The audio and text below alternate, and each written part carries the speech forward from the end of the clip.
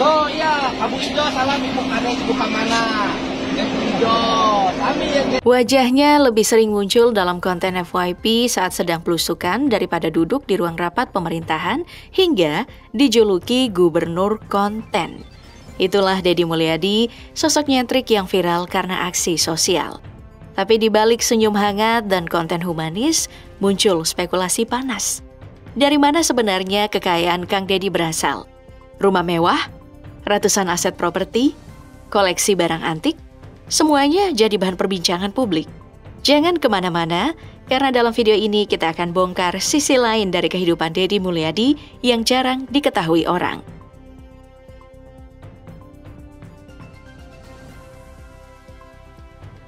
Deddy Mulyadi lahir pada tanggal 11 April 1971 di Sukasari, Subang, sebagai anak bungsu dari 9 bersaudara dalam keluarga sederhana.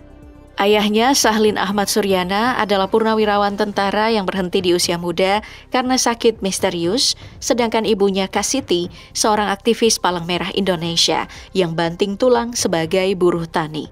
Masa kecil Deddy diwarnai kemiskinan, makan nasi garam, menjual es mambo, hingga menggembala domba hasil cincin ibunya yang dijual. Domba-domba itulah yang membantu biaya sekolah dan kehidupan keluarga. Pendidikan Deddy ditempuh dari SD hingga SMA di Subang, lalu hijrah ke Purwakarta, dan kuliah hukum di STIH Purnawarman dan meraih gelar sarjana hukumnya pada tahun 1999. Untuk membiayai kuliah, ia menjual gorengan, kayu bakar, bahkan menjadi kuli angkut.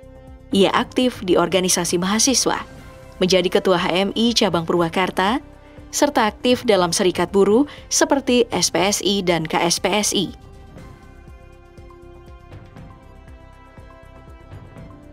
Deddy Mulyadi memulai karir politiknya di tahun 1999 sebagai anggota DPRD Kabupaten Purwakarta dari Partai Golkar.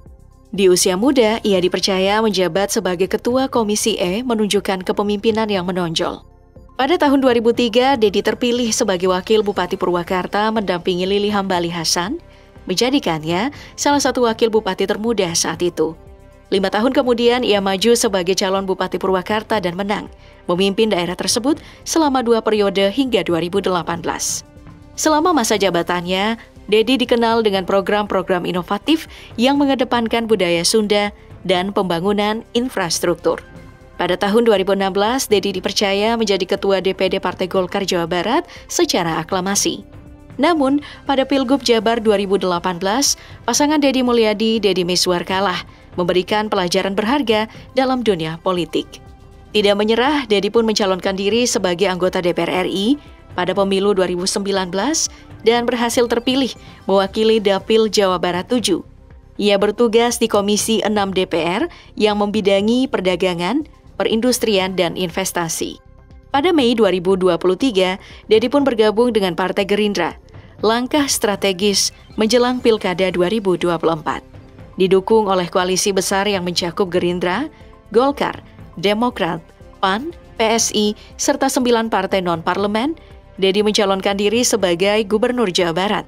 Hingga akhirnya, pada tanggal 20 Februari 2025, Deddy Mulyadi resmi dilantik sebagai Gubernur Jawa Barat oleh Presiden Prabowo Subianto, menandai puncak dari perjalanan politiknya yang panjang dan penuh dedikasi.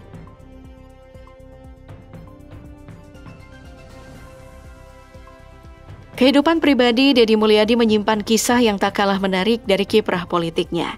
Ia dikenal publik sebagai suami dari Anne Ratna Mustika, pemenang kontes Miss Purwakarta.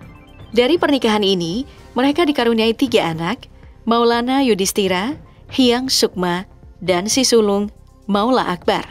Namun tak banyak yang tahu bahwa Maula Akbar sebenarnya lahir dari pernikahan Deddy sebelumnya dengan Sri Setiawati. Tragisnya, Sri Setiawati wafat saat Maula masih berusia 3 bulan.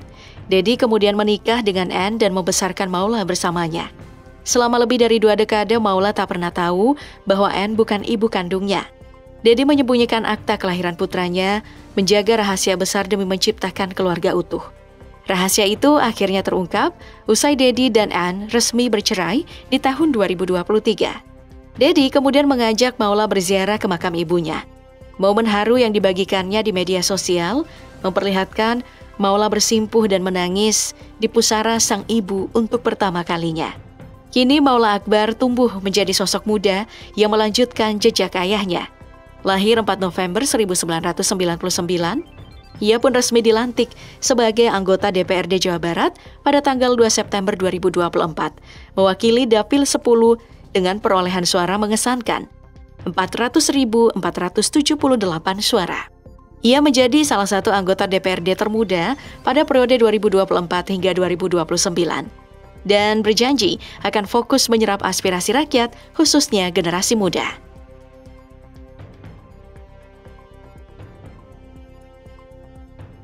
Di balik kisah keluarga yang menyentuh, tersimpan pula sisi menarik tentang kekayaan dan sumber penghasilan Deddy Mulyadi. Kekayaan Deddy Mulyadi tak hanya bersumber dari jabatan publik, tapi juga dari kreativitas dan jejaring digital. Berdasarkan laporan harta kekayaan penyelenggara negara atau LHKPN per 20 Agustus 2024, total kekayaan Deddy tercatat sebesar 12,8 miliar rupiah. Sebagian besar kekayaan itu berupa tanah dan bangunan senilai 7,3 miliar rupiah, tersebar di 116 bidang di Purwakarta dan Subang. Koleksi kendaraan mewah juga menjadi salah satu penopang terbesar kendaraan Deddy Mulyadi, dengan total nilai mencapai 8 miliar rupiah. Dalam laporan LHKPN, tercatat beragam kendaraan dari mobil premium hingga sepeda mahal. Di antara Lexus LX 600 2022 senilai 3,9 miliar rupiah, Mercedes-Benz E300 Coupe 2018 seharga 1,5 miliar rupiah, dan Lexus Minibus 2023 senilai 1,95 miliar rupiah. Ia juga memiliki motor Triumph Scrambler 1200 XE, Vespa Giorni edisi terbatas, hingga sepeda Polygon Colus. Koleksi ini mencerminkan selera tinggi dari Deddy terhadap kendaraan klasik, eksklusif, dan bernilai investasi. Ia juga tercatat memiliki barang seni dan koleksi pribadi senilai 160 juta rupiah, serta kas dan setara kas sebesar 1,1 miliar rupiah. Sementara itu, utangnya masih tercatat 3,8 miliar rupiah, sebagian besar dari kredit kendaraan. Menjabat sebagai Gubernur Jawa Barat, Deddy mendapat gaji, tunjangan, dan fasilitas jabatan. Namun, ia kerap terlihat membagikan uang kepada warga miskin di jalan atau korban penggusuran. Nah, menariknya, ia mengungkap bahwa uang yang dibagikan berasal dari penghasilan YouTube-nya dan sebagian dari dana operasional gubernur. Kanal Kang Deddy Mulyadi Channel yang memiliki 7,27 juta subscriber dan Lembur Pakuan Channel dengan 1,5 juta subscriber menjadi mesin penghasil uang.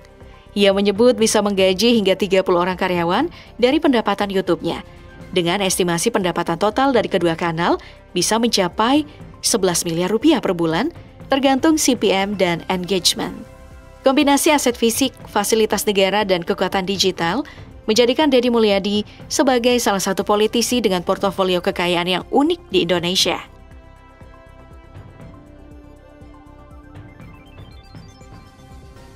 Deddy Mulyadi telah memanfaatkan media sosial sebagai sarana utama dalam membangun citra politik dan memperluas jangkauan sosialnya. Melalui kanal YouTube, Kang Deddy Mulyadi Channel dengan lebih dari 2 miliar penayangan, ia konsisten membagikan konten yang menampilkan interaksi langsungnya dengan masyarakat, terutama mereka yang kurang beruntung. Konten-konten ini mencerminkan kepeduliannya terhadap isu-isu sosial dan budaya, serta memperkuat citranya sebagai pemimpin yang dekat dengan rakyat. Di Instagram, akun @deddymulyadi71 memiliki lebih dari 3,8 juta pengikut, di mana ia membagikan momen-momen kegiatan sosial, budaya, dan pemerintahan. Sementara itu, akun TikTok resminya @deddymulyadiofficial juga ikut aktif membagikan video pendek yang menyoroti aktivitas sehari-harinya, memperkuat keterlibatannya dengan generasi muda dan masyarakat luas.